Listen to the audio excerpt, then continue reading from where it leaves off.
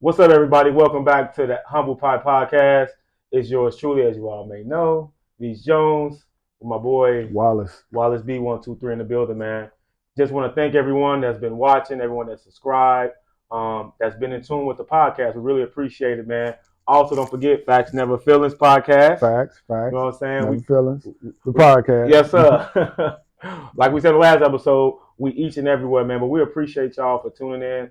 All the comments, all the likes, and subscriptions, man. We're in the 80 club now. You know what I'm saying? Yeah. So I like that. Last episode was pretty fun. We talked about double standards. There's gonna be a part 2 to that, so make sure you stay tuned. We went fake viral. We had a little clip that went fake viral. Definitely went a little fake viral on the TikTok. So make sure you follow our TikTok page.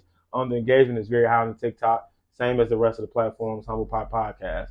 That was super fun to see that. I was excited, man. So it's getting out there slowly but surely, man. Wallace, how you been, bro? Hey, man, I've been great, man. Yeah. I don't complain, man. Yeah. I'm finna go out of town next week. Where you going? I think Mexico. If I'm not mistaken. Ay, caramba. Yeah, Mexico. I'm going to. I think it's Cancun. I gotta check. I don't even remember exactly. Think he going to Cancun? I don't even remember exactly. When you getting that much money, I guess it don't matter. When you gonna cross the border, Papa? All right, man. We get into something, man. Today, the topic for today, we're discussing single parent homes versus 2-parent homes. Mm-hmm. The singularity and duality of those homes, and what effects it may have on us as adults, or what the effect it had on us coming up as kids. You know what I'm saying? And not to mention, no parent home. Yeah, no parent, yeah. So being raised by someone. Hold on, he got a call. President Obama, let me call you back. Phone now. So we're going to be talking about if you were raised by your parents or not. You know, somebody else that stepped in and raised you and looked out for you coming up. I think a lot of that went on in the 90s for sure. You know what I'm saying? Right, so we're going to talk about that dynamic, and I'm going to kick it right on off to you, Wallace. I'm going to shoot the first question to you. Is one parent more significant than the other? No. Okay. No. Tell me why. No. I mean, contrary to popular belief, you know, a lot of times there's a couple of things that make us assume that one parent is more important than the other. And this, in most situations, it's the mother. Right. You know what I'm saying? Because the mother always ends up with custody of the child. And that's not necessarily just based purely on preference. I mean, I think now culturally we just kind of indoctrinated into this situation where the mother automatically gets the child, but you also got the court systems that help that situation by default. By default, even, you know what I mean. So even if the mother's a shitty mother, you might have a father that's a good father, and they say, oh no, you got to go to the mom. The kids got to go to the mom. So, in those situations, you in a place where automatically the mother is deemed more superior. Not only just the court system side. A lot of times the mothers do step up. Right? You know what I'm saying? The mothers do step up and take care of the kids. The fathers do have a reputation of disappearing. Yeah. You know what I'm saying? So it kind of leaves that every little piece of the parenting pot. It makes the mother look like, you know, the person, the preferred person, what a child should be, whether it's the courts or whether it's the fathers just not stepping up to the plate, and the mothers just, you know, doing, you know, being a mother and doing what they're supposed to do and taking care of the kids. Yeah, and I want to answer the question too, I guess, in regards to significance, meaning what's important. That also means like what's best for the child. Right. You know what I'm saying? So what's significant? So I don't think one parent is, I guess, superior or inferior. I think any child, whether it's a single parent household or a 2-parent household, I still think that dynamic. Let's talk about the single parent dynamic firstly. You know, the significance of that. Yeah. You know what I'm saying? A lot of us experienced that coming up in the 80s and 90s, early 2000s, where mama raised you or your grandma or your auntie or a family member. You know what I'm saying? Maybe because mama and daddy weren't ready to be parents. Right. You know what I'm saying? And there's that dynamic as far as significance. You know what I'm saying? Because you was mentioning how maybe the moms, based on the court system or just by default, depending on the state you live in, the mom immediately just going to hide the kids. You know what I'm saying? Right. And the mother might not always be ready. You know what I'm saying? And I always think about this situation from the movie Boys in the Hood, or Furious Styles and Cuba Gooding Cuba Gooding Jr.'s character. Right. And Trey and his dad in the movie, Lawrence Fishburne, that he was allowed to live with his father. You know what I'm saying? because sometimes that dynamic is important. Yeah. It didn't mean the mom was less significant. Mm-hmm. She just had to get her ducks in a row. Yeah. You know what I'm saying? Yeah. Now, was people calling that mom a deadbeat, and we Right. just using this movie as a reference because society has led us to believe when the parents are primarily with the child that the father may be quote unquote a deadbeat. And that's I think an unfair judgment to pass and or just mindset to have. Big fact. You know what I'm saying? The dynamic now, especially being for parents now, is that you can have a single parent household, but both parents are active. Facts. You know what I'm saying? That's a lot of I think what's going on now, especially like with us with millennials. You know, we're in that dynamic. Yeah. So I'm thinking of it in that way. Like, yeah, it can be a single parent household. Now, on the flip side of that, because we talk about single and duality or having your mom and dad at the crib, which is a beautiful thing. You know what I'm saying? It doesn't mean that you're automatically going to be, this stellar person, this law-abiding citizen either. Yeah. On the flip side of that, you know what I'm saying? But society teaches us and try to shows us and tell us, hey, if you got a mommy and a daddy, X, Y, Z gonna happen in your life. Now, statistically, some of that stuff may be true. Yeah. So statistically, more kids who come from a two-parent household are more successful. Yeah, they're more likely to graduate college. They're more likely to not go to jail. They're more likely to become. They're more likely to get married later on or whatever the case may be because they see it growing up. So statistically, the two-parent household is ideal. Now, quick question. Yeah. What do you think? So if we had to go from two-parent household, then down to single-parent household, mother on one side, father on one side, what do you believe statistically? Who has the better outcome statistically? Like if your mom raised you versus your dad? Single mother versus single father. Who do you think statistically? We already know what them together bring. So statistically, what do you think the mother versus the father brings? Like as far as who do you think has a better outcome as far as the children? Just a guess. I would say fathers. I would say fathers. Not only because I'm a father, but because the dynamic of having that authoritative voice in the household, that fear of doing the right thing. Mothers are going to be our nurturers by instinct. You know what I'm saying? That maternal instinct to be more of a caterer to our children. But you have some hard knock moms too. Yeah. You know what I'm saying? So I'm not knocking mothers for taking that on. Right. You know what I'm saying? But in my opinion, I think having a dad around is influential. Right, yeah. You know what I'm saying? When you listen to success stories and you hear about a lot of success stories, it was either the father had a huge hand in it, or the father passed away, or was some type of motivating force. You know what I'm saying? Because the OG 9 times out of 10 gonna be there. Yeah. You know what I'm saying? But if I was to flip a coin, if I'm a kid and I'm going back to think about my upbringing, I would definitely have wished my dad was around.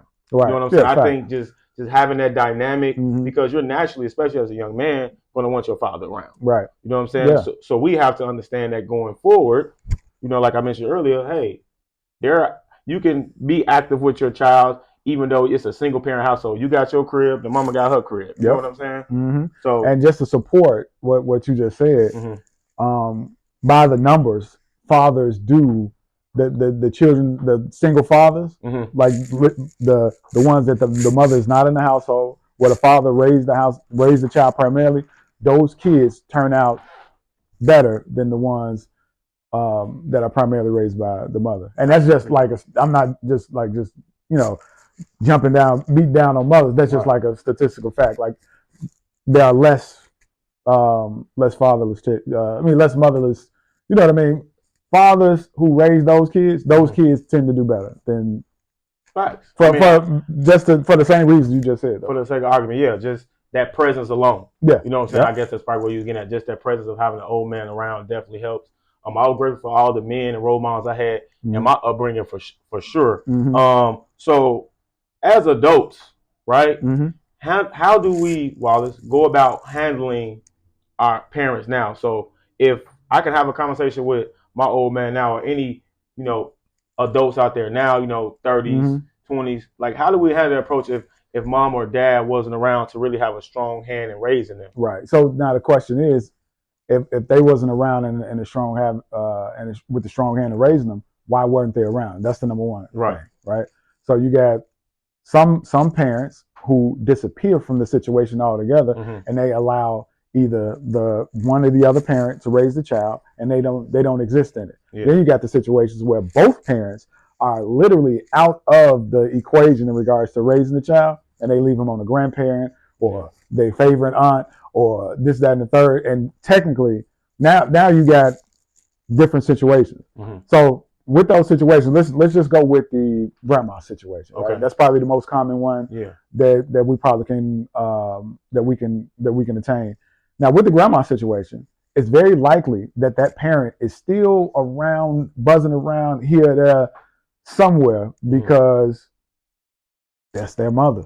Like, you know what I'm saying? 9 times out of 10, they're still leaning on them for something. They probably need to be around them for something. And sometimes, they probably still call and check in. Hey, ma, how the baby doing? How what you call it doing? Like, you know what I'm saying? That type of shit. So as a child coming up, you don't necessarily understand the full dynamic of, well, that's my dad, but I don't see him. Like that. That's my mom. I don't really see her like that. I go to everything for my grandma. You don't really understand. You just like grandma. Right. But then when you grow up and you get to an adult, or you get to a point where you ain't got to be an adult, 16, 17, when you really start to understand yourself, and life starts to really like become clear and unravel, and you be like, yo, wait, what? And because they might get to a point where they feel like they can discipline you or say certain shit to you. Right, chastise. At that particular point, hey man, whoa, who the fuck are you talking to? Right. Because the thing is, my level of respect is not here for you. Yeah. Because number one, you didn't raise me. Number two, you didn't do anything that I need. You weren't there when I needed you. You know what I mean? The only person that was your parent. Right. So your parent took care of me.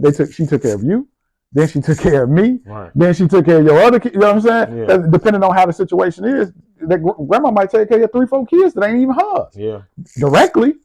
Yeah. So so in those situations, in my mind, that parent doesn't deserve the respect of a parent. Now you can give them respect of a human if they haven't done anything to you. Right. Because sometimes those kind of parents, they actually do directly do shit to you, and you might be able to remember those things, like, yo, this motherfucker used to slap me around for no reason, or you know what I'm saying, abuse, or whatever the case may be. And then of course, in those situations, you can't fucking ain't no respect there.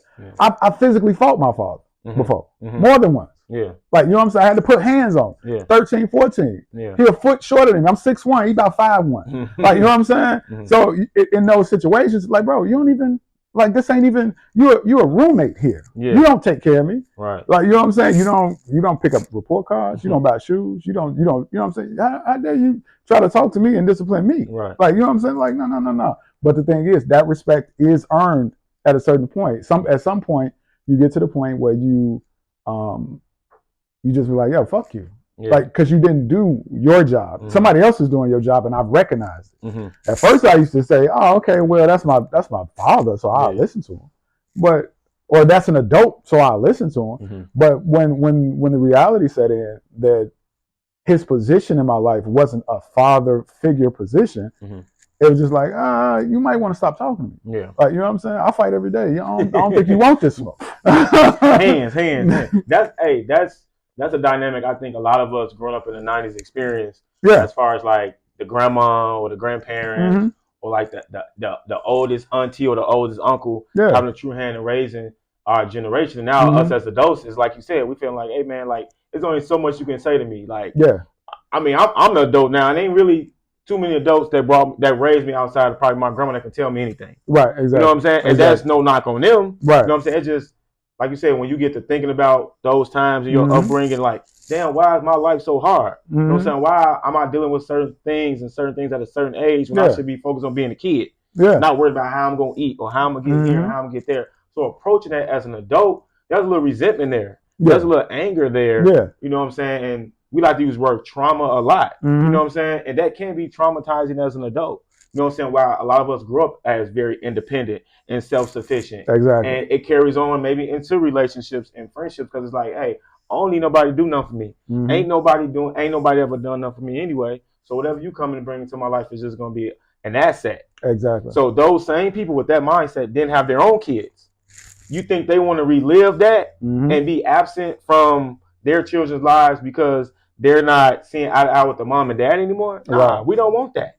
You know what I'm saying? Being a millennial Mhm. now and raising children, especially teenagers now, it's important that there's a healthy dynamic when raising that child. Right, exactly. Relationship aside, bullshit aside, Mhm. these children are the future. Gen Right. Z, like this is the future. Right, You know yeah. what I'm saying? So we have to help guide these children, Mhm. but we have to also address the shit in the way we was brought up or lack of guidance we had coming up. Right, yeah. You know what I'm saying? And that had some to do with a single parent household and or a dual parent, because having mom and dad, that didn't necessarily mean, like you said, you was gonna turn out a certain way. Right, exactly. You feel what I'm saying? Exactly. So it's an ugly side. Like, Yeah. but it's a conversation we like to have here on the podcast now. I know we talked a lot about relationships, we talked a lot about toxicity and all that, but I think a lot of unaddressed issues started when we were children, Right. coming up in the 90s. Yeah, definitely. And now that shit has trickled into our adulthood. Definitely. You know, and being fathers now, while we're so involved and active, even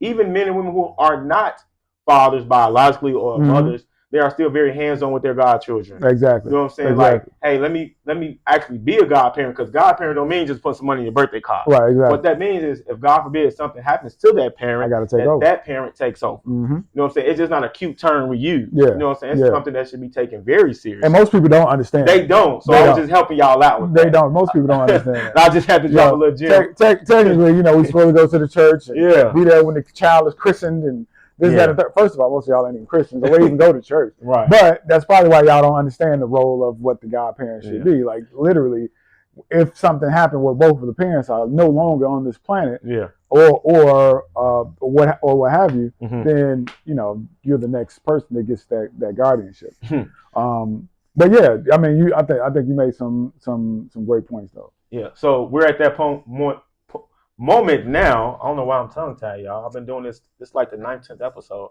I shouldn't be getting tongue tied. Make sure you like, comment, and subscribe to our page. Also, like, comment, and subscribe on Instagram, and TikTok, and Facts Never Feelings. Right, Facts Never Feelings. We're gonna always drop that. That's my brother podcast. You know what I'm saying? So we're gonna always show love to them as well. So yeah, man, I think that being in those environments or having that situation coming up as a young man definitely helped mold me and hurt me in some ways too. But I think from that pain, we try to take strength from that. You know what I'm saying? We try to gain knowledge from that. Yeah. We talked about it way back about financial literacy and all that shit and generational curses and how we was a part of that generation. Yeah. You know, that cursed generation, as you want to say. Because those parents, these same parents that we're talking about that might not have been there. Yeah. Right? For millennials, they came up in a era of drug infestation. Yeah. Right? So you got a lot of drug abuse at an early age versus millennials. Yeah. So you got parents that were having babies in the 80s that were on crack, on heroin, on whatever they can get their hands into. And now that pulls both parents out of the house. If it's not one gone, you might easily have two gone, and now you got a whole generation of grandma babies. Yeah, like, you know what I'm saying? Yeah. So with that being said, that's why that kind of goes back to what you were saying earlier about how we want to make sure that our kids have everything, almost to a fault. You know what I'm saying? But we want to make sure our kids have everything because we didn't have anything, or it felt like we didn't have anything, or we felt like we didn't have enough because either one parent wasn't there or both parents weren't there, or, you know what I mean, or mainly based off of the choices that they made in their life after they had me, or when they had me, like, you know what I mean? So yeah, so I mean that also goes back to let's rewind it back to the 80s one more time. Go ahead. That goes back to single mothers and the term, you know, single mothers. You know what? Let's talk about the term single mothers for a second. Okay. Like why like why are they called single mothers if they're not mothering single? Right. Like, you know what I mean? What if the father is still in the situation and they are still contributing successfully, consistently, they're still picking up, they still going to pick up report cards, they still picking up from school, they still going to birthday parties, they still throwing birthday parties. Right. They still, you know what I'm saying? Some kids get two. Some kids do too. You know what I'm saying? So they still doing all of this stuff and yet and still, because the mother has the child, she's considered a single mother. Now, let's split that off a little bit. Let's think about single. What if she got a fucking husband or a boyfriend, right, or a boyfriend or something? Technically, she's not even single. So now she's just a mother. Right. Like, how does this work? Yeah, how we mix in relationship status with parenting. With parenting. how does relationship status equal in parent? Yeah. And how's this mixed? How are they tying this in? Because I've never heard nobody say, "Oh yeah, I was a single father," or maybe I have. I can't. It's been so rare that I can't recall. Like a solar eclipse. Motherfuckers just say, "No, I just got to go pick my kids." Right. Yeah. I can't see somebody just coming on. And this could happen. But, you just rarely hear about this from single fathers. But it could happen. You don't see nobody coming up to a lady. Yeah, I'm a single father. I got 2 kids. right. Third. And, it just brings back the point of that superiority when it comes to single mother versus a father who has his kids versus a mother who has sole possession of the kid. It's like society wants to put this single mother verbiage on a pedestal. Yeah. Like it should be an accomplishment to be a single mother. To be a single mother. Now, that's silly. And that's asinine and that's ass backwards, as they say. No one should take pride in raising a child by themselves. Right. Now it's okay to be proud of what you did as a parent. Absolutely. And to like, I got them through this, I got them through that. But I'm pretty sure that as a mother that is single and raising her child by herself, I'm pretty sure that wasn't the choice. That wasn't that wasn't the what she wanted to wear on her sleeve as a badge of honor. Like, I told that nigga to get up out of here and don't pay me nothing. I got this, right? And I did it, y'all. Right, no, that's not what they want to do. They just want to, and like you said, that badge of honor is. I think they made it so. They hyped it up so big that it made it seem like it was okay to not want to ask a father. Because I know people who say like, no, I don't ask their daddy for shit or this, that, and the third or whatever, blah, blah, blah. And it almost is like, oh, you talking from a place of pride. Like I can do this by myself. I can handle this by myself. And this is not to mention some women who don't want the child don't want the father in the child's life because of their relationship with the father. I was going to ask you about that. That's a whole nother level to the same. So are those women considered single mothers? Women who decide, hey, you can't be around my child because of what you and me had going on. Not this father. This father may not be a bad person. There is no history that sometimes people just break up. You know what I call those women? What you call them? Fucking deadbeats. any woman who removes a father from the child's life because of the situation that they had with the father, they don't need the fucking child. Right. Because now you're removing a parent for no fucking reason. Yeah. And there's no reason to get rid of a parent, especially if they're willing to help. If they're willing to be in the child's life, if they're loving and showing support, hey, I want to come to the graduation. I want to come get them this weekend. But you got motherfuckers who are like, no, I ain't doing this, that, and third. I'd rather put them on child support type shit. But child support don't equal quality time. That don't equal, hey, let me take you to go get some ice cream. Let me take you teach you how to ride a bike. Right. Hey, let's learn how to play. You want to play basketball? I'm about to take you to the gym. You know what I mean? That shit do not equal out. No. So any mother that does that is not a single mother. Right. You're a fucking deadbeat because you're removing you saying, look, I don't want the support of the other half of this, and I don't want them to be present because I don't like them personally because of our personal relationship. Right. Forget how the kids. Forget how the kids. Because it ain't about the kids. But if you think about it, that's like the man disappearing and not showing up. Yeah. You're disappearing. The other half, you're disappearing the man in the relationship. So, and then what happens with that is we repeat what we went through. Like we talked about. Now that household has become singular. Yeah. Because one parent has decided to push the other parent away, not because another parent does, just because they don't want that parent around. Now think about the generation in the house: grandma, mama, the daughter. Same thing. Everybody raised single kids. And that's why they say I don't need them to help me raise them. My mama did it by herself. I can do it by myself. Yeah. But you know what I mean? It's like a learned behavior. It's a learned behavior, so it becomes comfortable. Yeah, it becomes natural. And just because something evolves into something natural, that doesn't mean that that's what it's supposed to be. Yeah, and now, like you said, and like I actually think and feel this way, women want some, you gotta say some women get their rocks off by keeping dads away. You see on social media all the time how mothers are ostracizing fathers who want to be active, but because maybe their father's not want to be with that mother, now it's a problem.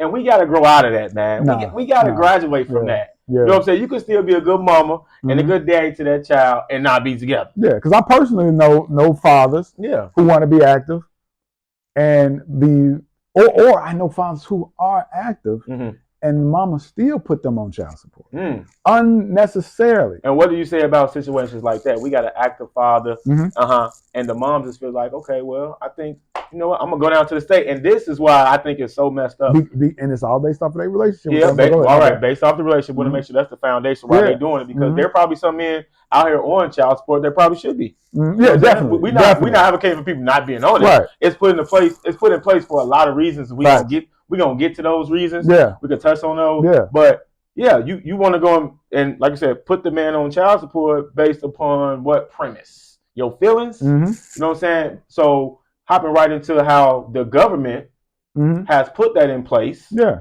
To what? Lead to all types of reliability and comfortability, if you will, on them.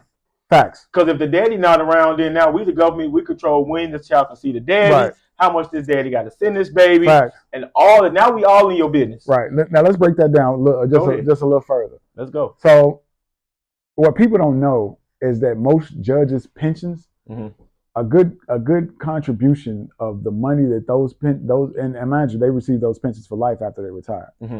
Most judges' pensions, a nice chunk of that money comes from child support. I didn't know that. So now you have an incentive to do it, to put me on child support. I never knew that. That make a lot of sense. Think about this: in the state of Michigan, if I'm not mistaken, is Michigan. You and a woman could quote unquote have a child. Later on, the child after a DNA test, you figure out that child is not yours.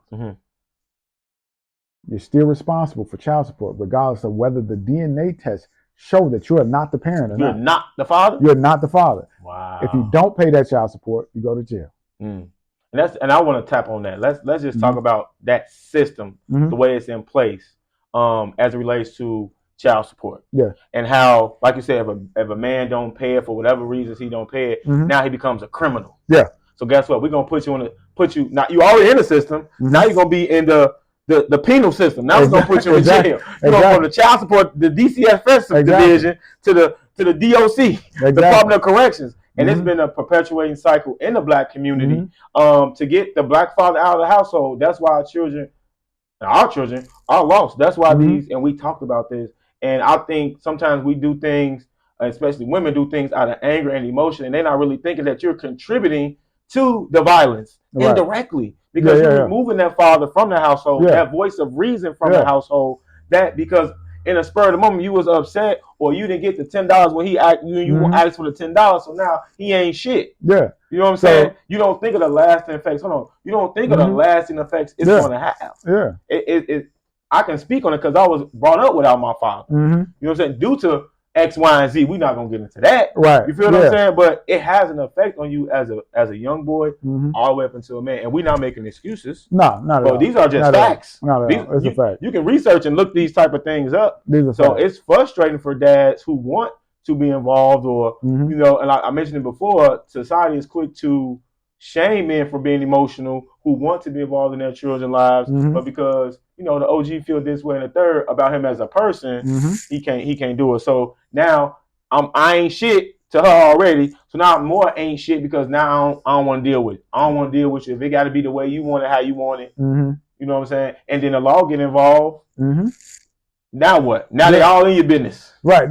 See, once the law get involved, because they got certain they came up with certain mechanisms to make sure that, one, if you're in a poor, first of all, you're in a poor demographic as a minority. most black people. You know what I'm saying? Most minorities. Fuck the other minorities. But at this point, we talking about black people. Black. So most black people, you're already in a poor demographic, right? Yeah. So when all this Section 8 housing and all this other shit came up, now mind you, back in the 80s, it was hard for us to get jobs. It was like, you know, like it was more, that silent racism was a little bit more heavier in regards to you getting jobs. Mm-hmm. So now it's either we can live in poverty together. So now let's bring in Section 8. Mm-hmm.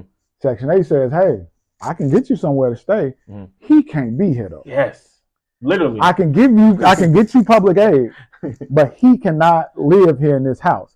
So now we just took the father out of the house. Not even on, especially back then, probably not even necessarily on purpose for the woman, like, you know what I'm saying? But on purpose in the way that, hey, this is a necessity. Hey, I need you to leave because you can't get a job, right?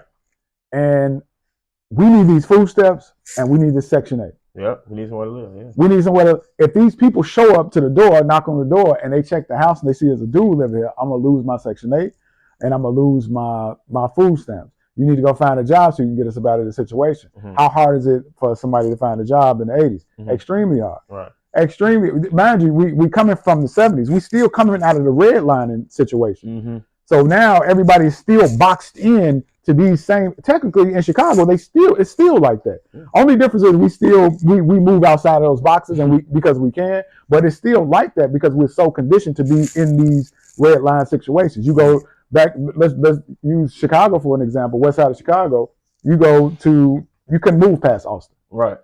If you could afford to take your money and buy a house in Oak Park, mm-hmm.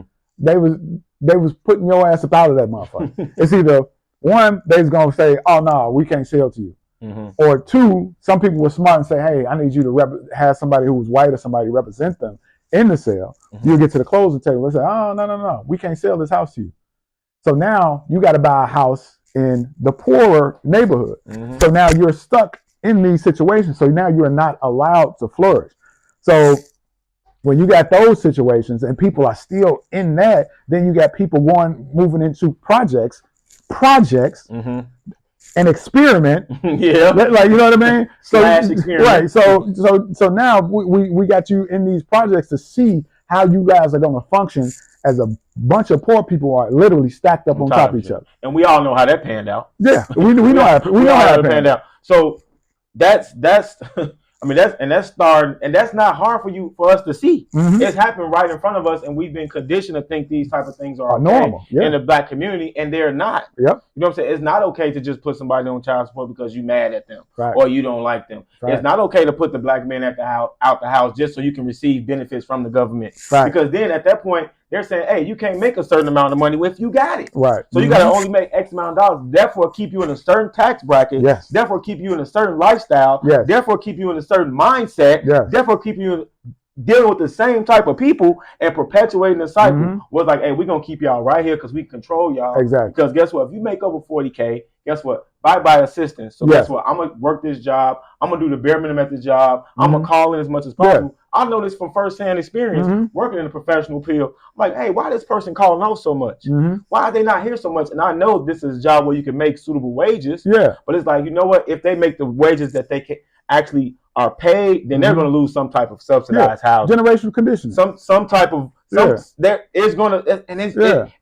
it's crazy because there's a lot of young black women. Mm-hmm. A lot of young black women have adopted this ideal because guess what? They mama did it. Yep. They grandmama did it. Yep. So you know what? I don't need a man. That's why all this did it. Yeah, my auntie did it. Yeah. They friends mama did it. Like it's a generational condition, and this shit is passed down. Yeah. Like a bad advice. It's bad advice. And the thing is, it's ignorance. Yes. It ain't even necessarily just bad. Like their mama didn't know no better.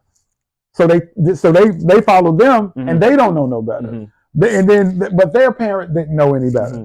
Like, you know what I'm saying? It's just one of those things. Like, it's very rare that you run into those situations where somebody is from the hood and they knew different and they knew more, and they said, "Oh, I don't want to do shit like that." You know what I'm saying?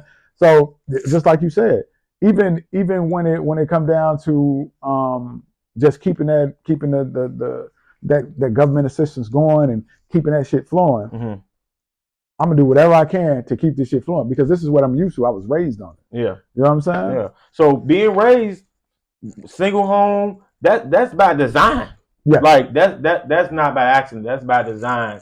That, you know, having just your OG at the crib, you know, is what they want. Because they know, based on the statistics, if this child or children is raised in this particular environment, this is going to be the end result. Right. Now, you do have unique situations where there's a diamond rough and somebody makes it out. Yeah. You know what I'm saying? They make it out. You know what I'm saying? So we're not by any means getting down on single parents in general, but we want you to understand that dynamic has crippled the black community. Yeah, there's a different piece of the puzzle. Rather than just, and we're not even getting down on single mothers just in general, because at some point it was a necessity based off of what you needed. You know what I'm saying? Because once again, when the government came in to help, they said, we're gonna help you, mama. We ain't gonna help him.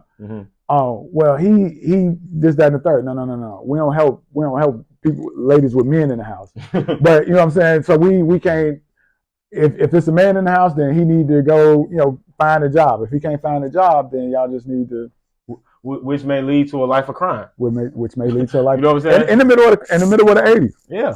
We ain't got nothing else going on. Selling crack. Well, there you go. Sell crack. That's easy money. Sell crack. So first wave of crack, it wasn't even illegal. Yeah. Technically. All these documentaries are not necessarily hidden truths. They putting it right in front of you. These movies, American Gangster, Blue Hill Avenue, New Jack City, like all this shit been going on. Yeah. Like they're showing you the newer shows, Snowfall, you know what I'm saying? They're showing you exactly how these drugs got in. Yep. Exactly how they basically genocide. Yeah. Because we're going to put all the liquor stores in the community. You know what I'm saying? We're going to put all the drugs in the community. And guess what? We just so happen it's going to be a freight full of loaded weapons. Yeah. Or guns that's going to be sold. You know what I'm saying? But they're going to kill themselves. Leave them in there long enough.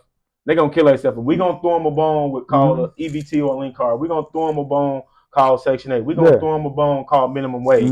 You're going to tell me what I'm worth. You throwing me a bone for all of these things, but you allow the minorities to come in from other countries and create these stores in my neighborhood. That's why. The Chinese food store is a Chinese restaurant. Lady, she said chicken wings and Italian beef in my neighborhood. Like the corner store is the Arabs. The Subway is the Indians. It's not a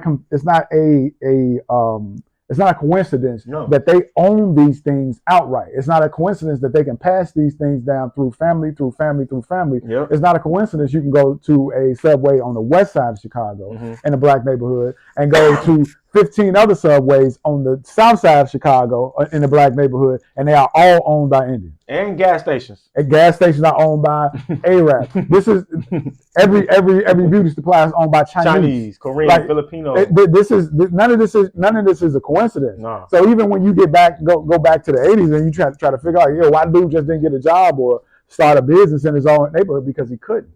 He wasn't in a space financially or with the know-how, or the government didn't help them like they did minorities.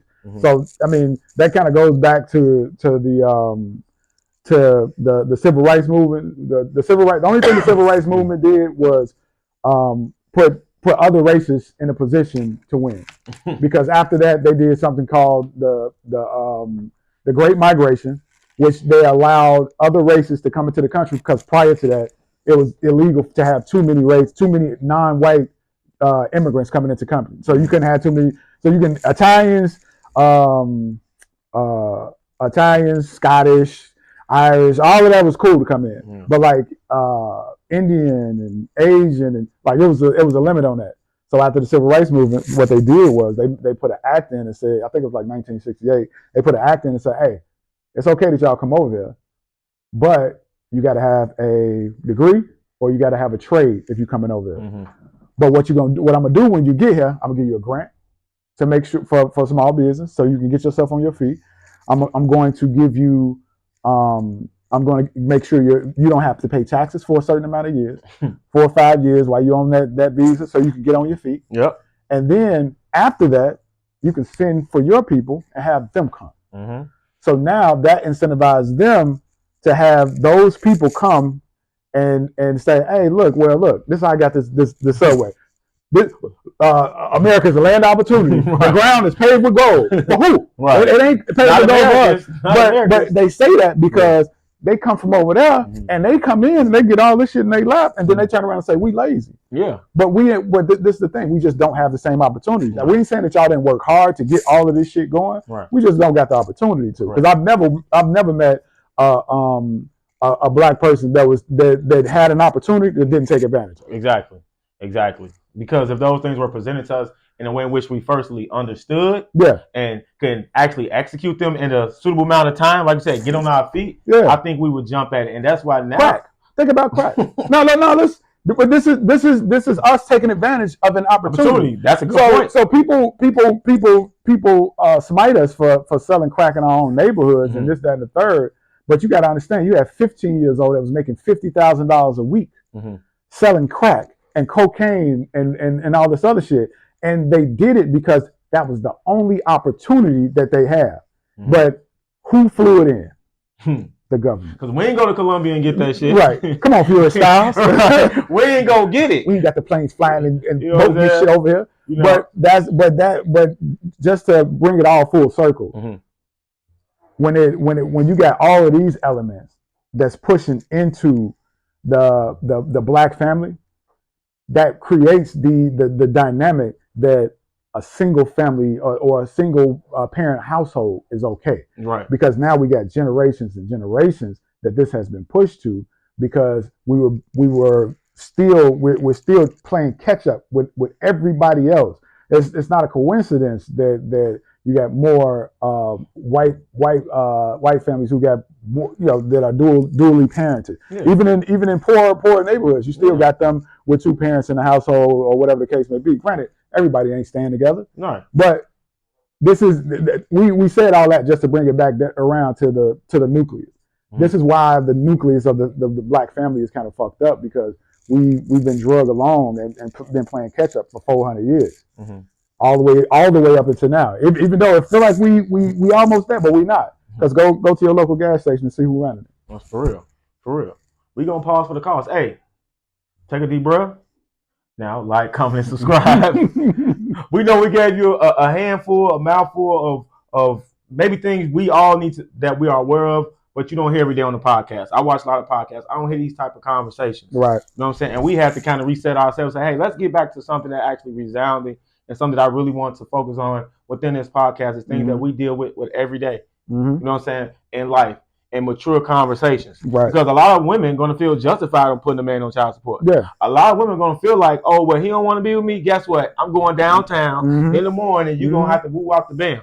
A lot of women have acted out of spite in doing things like that, not knowing that they are contributing to the violence, contributing to the deprivation of the black man. We talking about black men being in the household.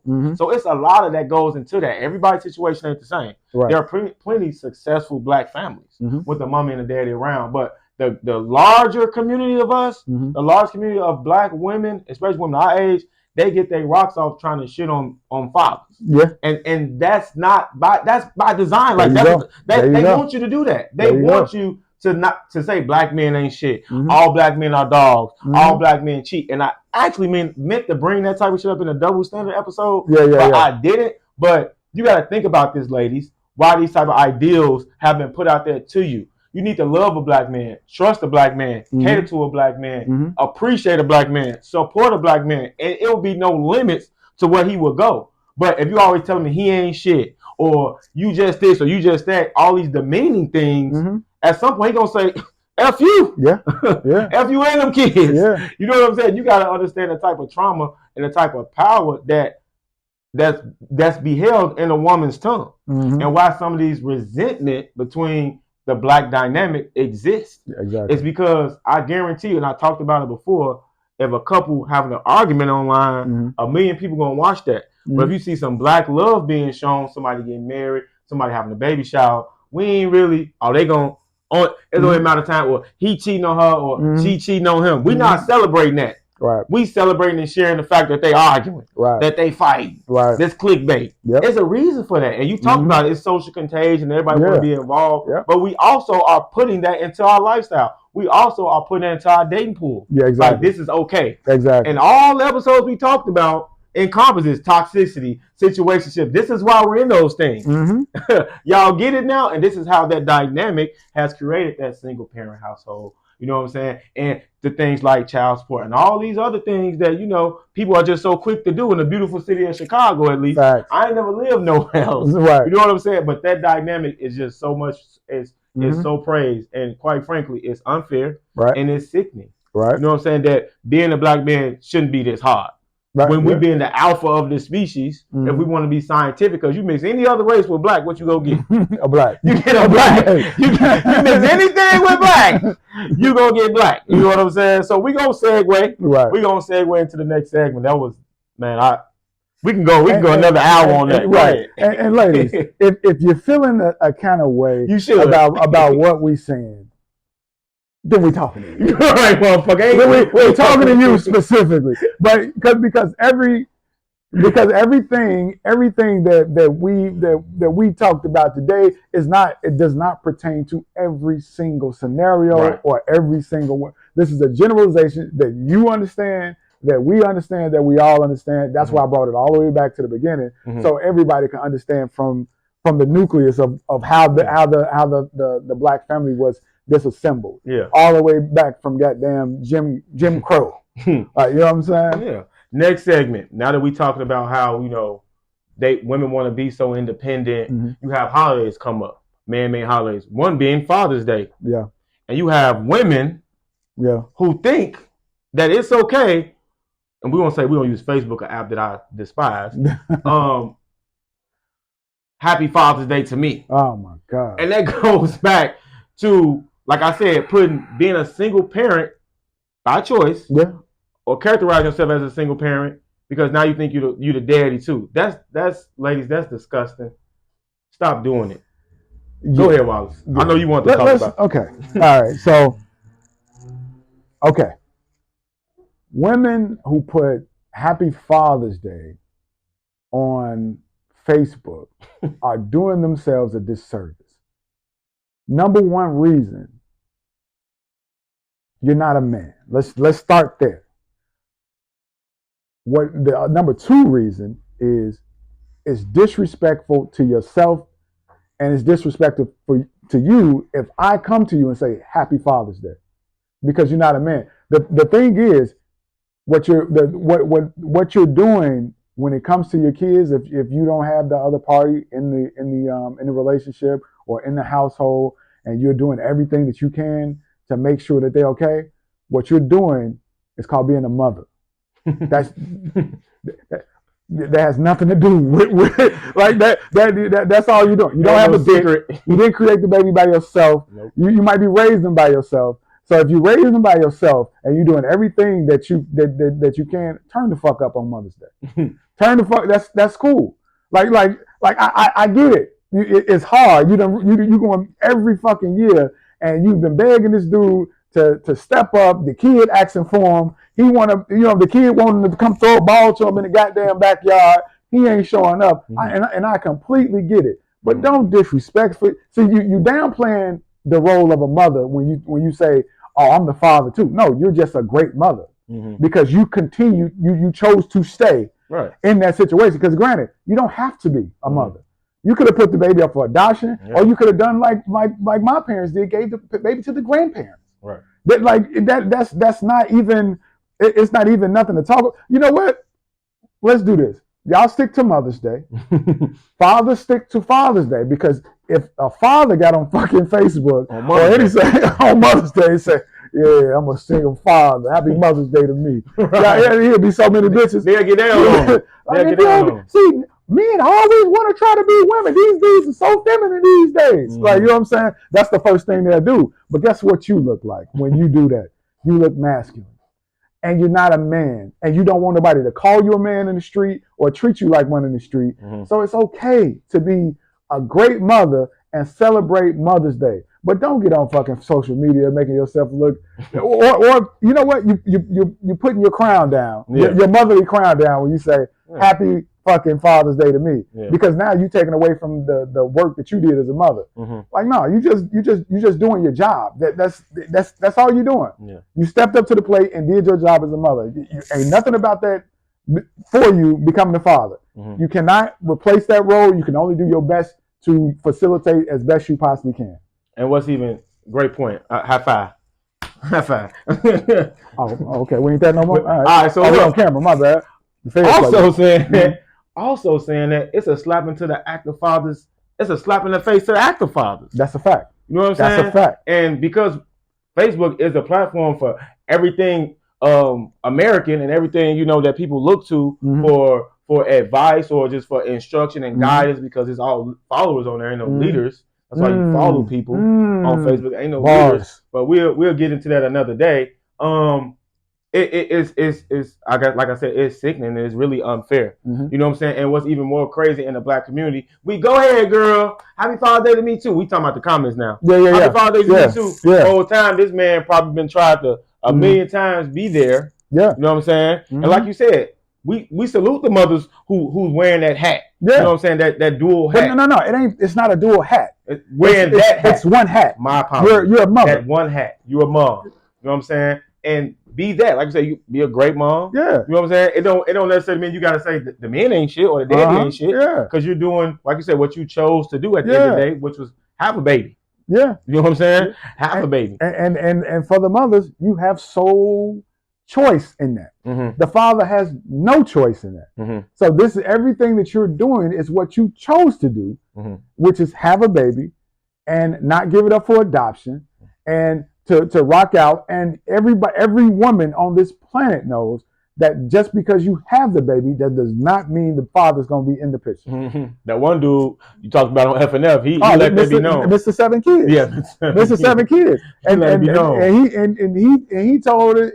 And even if and a lot of people don't get this out of the clip that I put up, but even if he manipulated the women into having these kids by lying and all this other shit, he's a fucking sucker for that. Yeah. But even if he manipulated the women into having the kids, the women has to understand everything after that is your choice. Because the man don't have a choice in that, because it's your body, your choice. Yeah. So you chose to have that child, you chose to not give it up for adoption or whatever the case may be. So relish in your choice. Enjoy your choice the best you possibly can, because grandmothers don't get a day. Nope. You don't see grandmas jumping on, and they on Facebook now. Come on now. So you don't see grandmas jumping on Facebook say Happy Mother's Day for me because I'm raising my daughter kids. Right. I'm a double Mother's Day. Yeah. Happy double Mother's Day to me. Goddamn. Right. Double in. Like so, let's petition for a grandmother's day, or a grandfather's day, or a grandparents' day. Right. Nah, grandfathers get his own day. He get Father's Day and Grandfather's Day. Right. You know what I'm saying? He earned that. Grandma get Grandma and Grandma's Day. Like, you know what I'm saying? Grandma definitely need a day. It should definitely be a grandmother's day. Yeah. You know what I'm saying? They making up days called Valentine's Day, Sweetest Day. Yeah. What they call it? President, Columbus Day. What this nigga do? Like, come on, bro. It's people here, but I discovered it. Right? Goof ass out of here. So guess what? So in that dynamic, I want to talk about women who feel that way is because maybe they raising boys. Okay. So now a woman is raising men, so maybe she might feel like she's fatherly. Although we already talked about it, you're just being motherly, but because you're raising boys, that a lot of that's going on. Women are choosing, they have sons. Yeah. You know what I'm saying? So if you're raising sons, does that give that woman more right to say Happy Father's Day? No, because you're still a mother. You're just doing your job. Yeah. Like, hey, it's great that you get up and you take him to go get his haircut. You got to sit in that barber shop for 3 hours and wait for him to get his fucking haircut. And it's there, you know what I'm saying? It's okay that you got to get him ready for football practice. That's just your job as a mother. Unfortunately, the father is just not there to do that. But that don't make you the father. That just make you a great mother, because you juggling all these things to make this shit happen. I love the fact that we have strong women who have taken on that mantle. Because ain't nothing like a strong black woman at the end of the day. Ain't nothing like it. But it's nothing like even a stronger black man. You know what I'm saying? And we have to continue to uplift one another in these scenarios and stop. I ain't gonna say stop because I don't want to tell people to do, but be mindful of the things that you repeat. Be mindful of the things that you're following and what you're absorbing and what you manifest. Exactly. Y'all love to manifest. Y'all love this manifest. Oh, I'm trying to manifest. I be saying it all the time, but y'all sit here and say everything negative, and y'all manifesting that shit too. Like, you know what I'm saying? My baby daddy ain't shit, this, that, and the third, and you putting all this shit out in the motherfucking world, and you're manifesting that shit too. I don't need a man. You're manifesting that shit too. You know what I'm saying? I'm good I'm good by myself. I can be better. I can be bad by myself, and you're manifesting that too. What's to the women that attempt to say they baby daddy's not shit, or men that say they baby mama's not shit? What's to the people we're gonna talk about? I guess the women first. Mm-hmm. What's to that? If people feel like saying they baby daddy ain't shit or the women, because if I'm saying a woman I lay down with had babies ain't shit, mm-hmm. I guess I'm part of that too, ain't it? Like, why do people get their rocks off saying that publicly? Okay, so you got two sides of that coin. Go ahead. So, one, the baby daddy could not be shit. Right, there could be some truth to it. They could not be shit. The other side of the coin, the baby daddy could be perfectly fine. Mm-hmm. They're just not together, and now they're deemed as not shit mm-hmm. because he don't want to be with her, mm-hmm. or he's moved on, or whatever the case may be. Mm-hmm. Then you got, this is what you chose. You knew this nigga wasn't shit. Right. You knew this nigga wasn't shit, but yet and still you engulfed yourself in a relationship with a not shit nigga, and then now you want to preach it to the world. First of all, that's not something to be proud of. No. My child's father don't do shit for my kids, this, that, and the third. That's not something that you want to go on the hill and preach, mm-hmm. because that's not everybody's business. Right. If your friends and you talking to the people who you close with and you love, that's gonna protect your heart and protect your feelings, that's cool. Have that conversation with them. But me, I don't fucking know you like that. I don't even care to know what your situation was. And what if I was courting you? Mm-hmm. You know what I'm saying? And you might want to be courted. But what if I was courting you and then you putting this shit all over Facebook? It makes you look away. Mm-hmm. Like, you know what I'm saying? It's immature. I think anybody though who just run to put a whole bunch of personal information on Facebook, and they're seeking attention. Mm-hmm. Seek that shit from somewhere else. Don't seek it from people who don't fucking know you. Yeah, because that type of audience it's always interesting to see the people that may comment. Like, because you got to understand, that's my favorite part. Yeah, I go straight to the comments. Like, there's a whole bunch of idiots in the world. It's just this one idiot. Yeah. Well, we're gonna call him an idiot, I guess. But I'm saying, like, you're ignorant. Yeah. And an idiot, if you're choosing, and I said this before, that ignorance loves an audience. Facts. So if you're ignorant and you want to get on there where the ignorance play, guess mm-hmm. what? I'm gonna say whatever's gonna be clickbait, because I know out of all these people that see this, somebody's gonna have something to make me feel justified in this statement. Right. And mm-hmm. it's complete, like you said, and we talking about situations where, maybe this guy just don't want to be with you. Maybe this girl just don't want to be with you. Mm-hmm. You know what I'm saying? Because guys got that bad. Since you talked about the women's side, I'm going to talk about the men who get like that. Yeah, they want to drag the women. Yeah, yeah. You know what I'm saying? Because she don't want to be with you, bro. Mm-hmm. You know what I'm saying?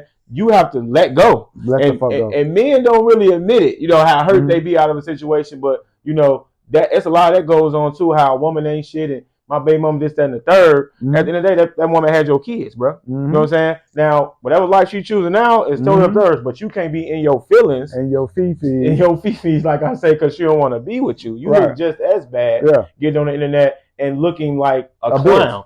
A what? A bitch. Oh, yeah, a bitch, too. Yeah. A bitch-ass clown.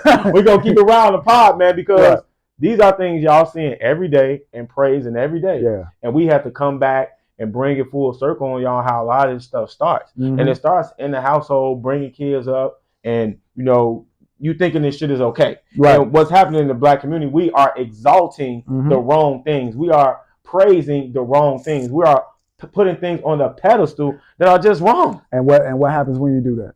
The whole thing fall down. But not only that, it creates a normalization. Right, normalizing behavior. Now we're normalizing bad behavior. Yeah, talking shit. Now we're going on. Hey, he did it, so I guess it's okay for me to do it. Typically, I probably wouldn't have said that on my own. Mm-hmm. But you know what? She did it or he did it, and fellas, you got to stay away from feminine tendencies. Yeah. Just because you see a woman do this shit and then you jump your ass on there and do this shit, like just like the example we used earlier. Uh-huh. We don't need like fucking we don't need you to jump on Facebook and say Happy Mother's Day to me because you're a single father. We don't need you jumping on, oh, this bitch ain't shit because this that. We don't give a fuck. First of all, you're a man. Instinctually, A lot of the shit that you do, we don't give a fuck about. No. You ain't a woman, right? You know what I'm Being saying? a little mama on that. Yeah, like Cut it out. so get off that sensitive shit and stop being a bitch to these women that don't want you. Yeah. If a woman don't want you or don't want to be with you, the last thing you need to do is start acting like a bitch. Just be a man, walk it the fuck off, and you know if y'all got kids in that situation, try to figure that part out. Right. Because that's a battle in itself. So you ain't got time to be emotionally, you know, and trying to be entangled with this situation. Absolutely. So guess what, man? My grandfather always say, it's somebody for everybody, man. So take that with you. We hope you continue to like, subscribe, comment. We appreciate y'all on the Humble Podcast. Humble Pie Podcast. I'm your boy Vise. I'm your boy Wallace.